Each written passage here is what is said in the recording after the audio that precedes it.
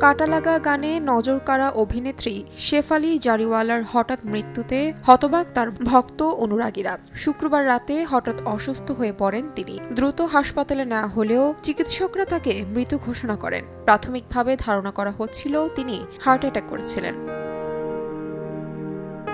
কিন্তু তার এই আকস্মিক মৃত্যুর পেছনে কি কারণ ছিল তা এখনও নিশ্চিত নয়। তবে ভারতীয় গণমাধ্যমের খবর, শেফালি দীর্ঘদিন ধরে অ্যান্টি এজিং থেরাপির অধীনে ছিলেন। অন্যান্য দিনের মতোই সেদিন রাতেও কিছু ওষুধ খেয়েছিলেন শেফালি। সন্ধ্যায় তিনি একটি ইনজেকশনও নেন। এরপরই শেফালির ব্লাড প্রেশার হঠাৎ করে অনেকটা কমে যায় এবং তিনি কাঁপতে শুরু করেন। তারপরই শেফালির পরিবারের সদস্যরা তাকে হাসপাতালে নিয়ে যান।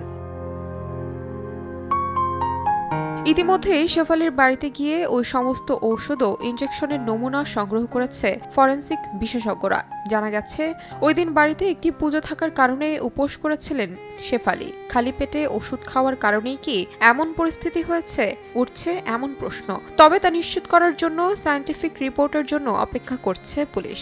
তা হাতে পাওয়ার পরই এ বিষয়ে নির্দিষ্টভাবে কিছু বলা সম্ভব বলে জানিয়েছেন তদন্তকারীরা।